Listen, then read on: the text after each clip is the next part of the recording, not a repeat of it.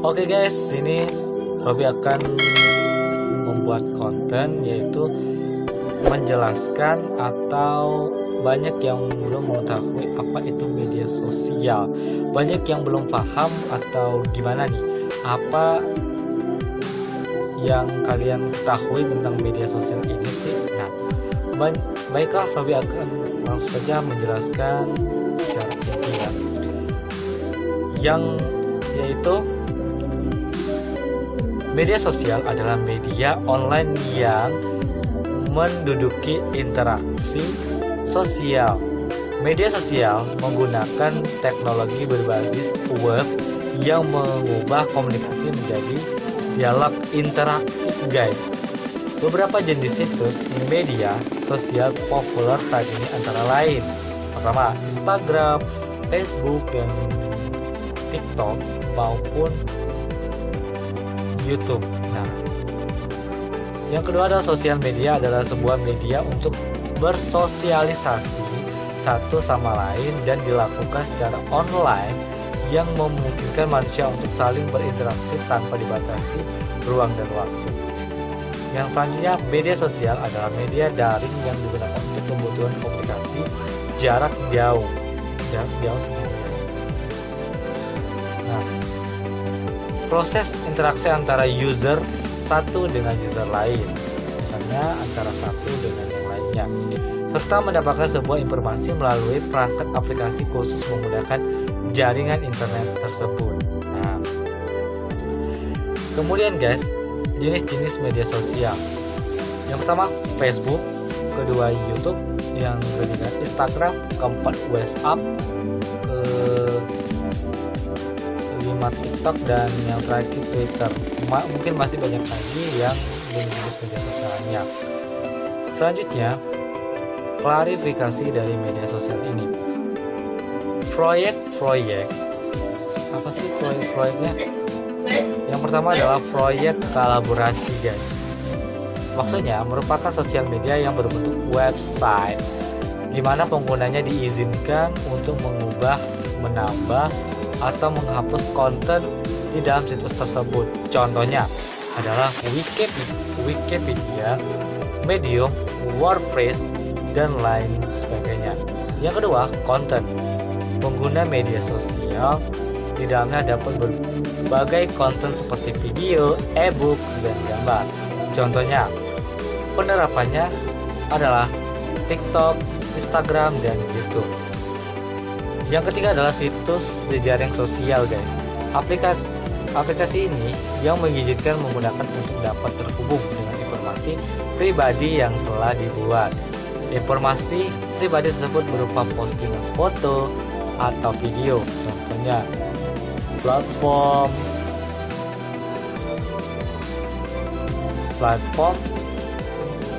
adalah sebuah Facebook dan Instagram. Dan yang selanjutnya adalah blog dan microblog.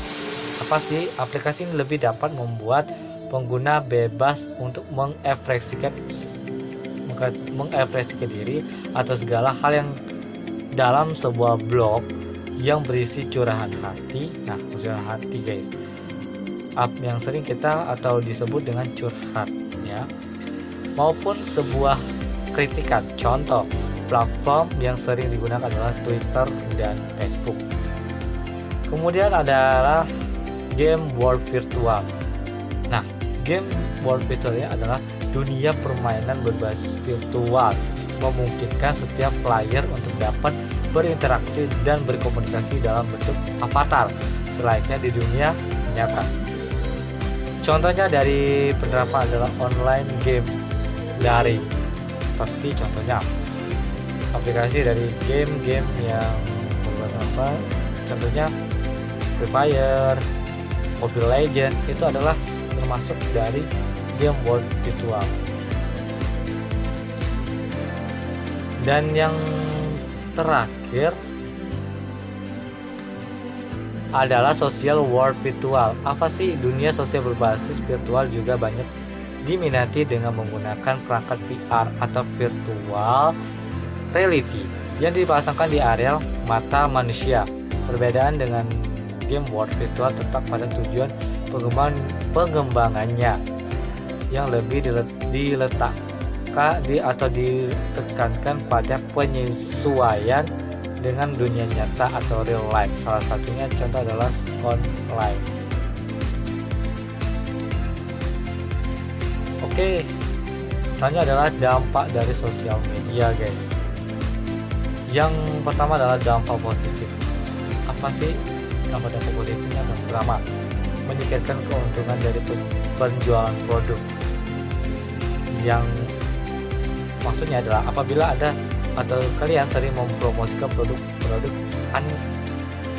yang sering Anda lakukan atau mempromosikan barang-barang yang akan dijual, maksudnya kalian melalui iklan atau postingan, maka berpeluang besar untuk mendapatkan trafik pengunjung untuk membeli dan menggunakan produk kalian.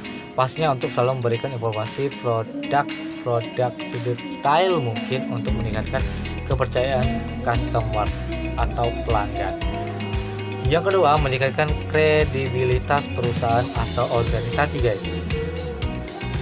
Selanjutnya, kredibilitas merupakan dapat diukur dari beberapa besar dan banyaknya sebuah perusahaan memberikan layanan dan produk yang berkualitas dan dibutuhkan oleh customer. Dengan memanfaatkan media sosial, kalian juga dapat menyusun profil perusahaan untuk membantu produk penjualan dan pemasaran barang atau jasa. Yang ketiga adalah menjalin kerjasama bisnis secara luas. Maksudnya, semakin kredibilitas kalian meningkat, semakin timbul banyaknya relasi dan jaringan yang terhubung secara cepat melalui aplikasi medsos kalian.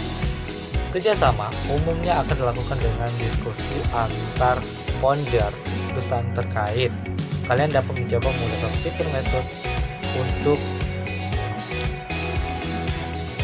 membantu kerjasama tersebut. Oke, tadi adalah dampak positifnya. Sekarang dampak negatifnya. Apa sih dampak negatifnya? Yang pertama, memperkenalkan produk yang tidak sesuai atau disebut dengan palsu guys. Nah, maksudnya yaitu semakin mudah akses dan fitur yang disediakan juga dapat menimbulkan resiko kejahatan yang besar bagi yang bersangkutan. Setiap orang memiliki kesempatan untuk menawarkan dan memperkenalkan produk secara bebas melalui medsos atau media sosial. Yang perlu diperhatikan adalah informasi produk tersebut apakah memang terbukti asli atau palsu.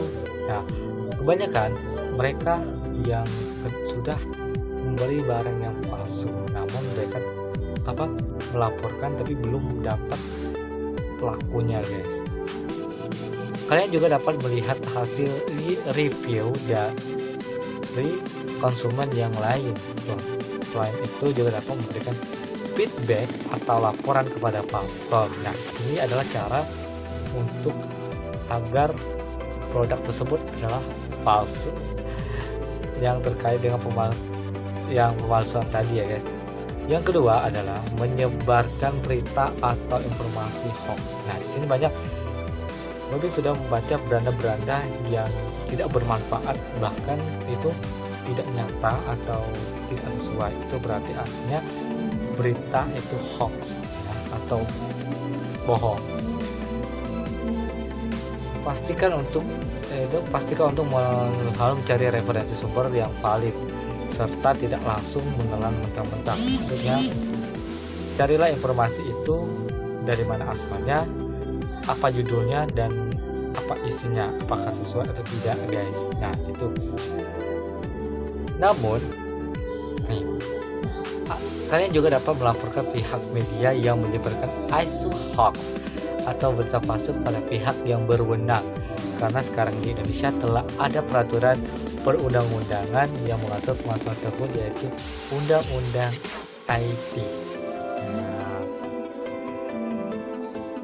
oke, yang ketiga, apa sih yang ketiga ini?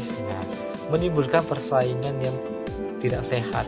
Maksudnya yaitu semakin banyak produk yang berada di medsos, semakin besar pula persaingan menjadi antara kompetitor bisnis yang dapat menimbulkan persaingan yang tidak sehat pula, guys.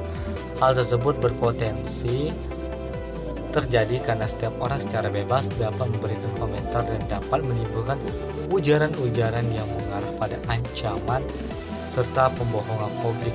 Banyak nih yang di Facebook maupun di WhatsApp atau dimanapun medsos ini banyak berita hoax atau yang menimbulkan masalah, seperti yang terjadi yang video viral, berita viral. Nah, itu kita harus berhati-hati dalam berbicara ya, berkomentar atau yang disebut netizen ya. Oke, yang selanjutnya teman-teman manfaat dari pengguna media sosial. Apa sih manfaatnya sih? Nah, apa yang dibahas? Oke, yang pertama adalah mendapatkan informasi secara aktual. Yang pertama yaitu yang dimaksudkan adalah membagikan sebagai konten terbaru.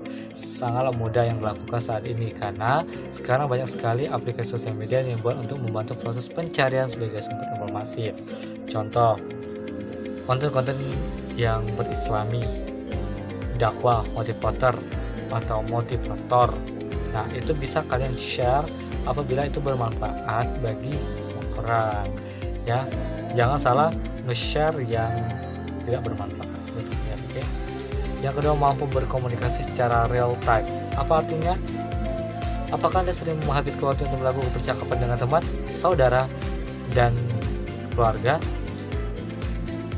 menggunakan platform media sosial? Jika benar, maka percakapan atau bisa disebut chatting merupakan bentuk komunikasi yang dapat dilakukan secara real time atau langsung. Banyak chatting yang bisa Anda gunakan ya, walaupun ini menggunakan jaring media sosial ya atau jaring internet. Oke, yang ketiga nih guys, meningkatkan brand awareness. Maaf kalau bahasa Inggrisnya kurang jelas. Saat kemunculan Anda di dalam media sosial, Anda dapat mudah untuk terhubung dengan pelanggan. Sebaliknya juga pelanggan dapat terhubung dengan mudah atau lebih mudah dengan adanya medsos. Juga dapat meningkatkan loyalitas konsumen pada brand yang kalian miliki atau Anda miliki. Oke, yang keempat adalah meningkatkan traffic dan peningkatan pencarian. Maksudnya adalah semakin Anda aktif dan rajin untuk mengupdate informasi dan konten terbaru pada situs jaring sosial, maka akan memberikan efek yang sama untuk website Anda, yaitu peningkatan traffic pengunjung, guys. Apabila kalian mempromosikan artikel atau blog website melalui medsos, maka semakin besar untuk pengunjung membaca blog Anda atau kalian, guys. Oke, yang kelima, terakhir, membangun relasi dengan cepat dan luas. Manfaat media sosial ini adalah mengembangkan jaring atau relasi secara luas. Jika produk Anda semakin dikenal oleh banyak orang, maka semakin tinggi juga traffic yang Anda peroleh. Wow, itu adalah manfaatnya, guys. Oke, itu saja yang dapat Robi sampaikan atau jelaskan. Nanti bagi teman-teman yang ingin request penjelasan apa aplikasi yang mana, atau ke Facebook atau Instagram yang belum mengerti dan manfaat atau dampaknya. Oke, itu saja, sekian dari Robi. Jangan lupa like, share, dan komentar apabila ini bermanfaat. Jangan lupa subscribe dan klik lonceng notifikasinya agar kamu dapat mendapatkan video terbaru dari Robi. Oke, saya akhiri. Wassalamualaikum warahmatullahi wabarakatuh.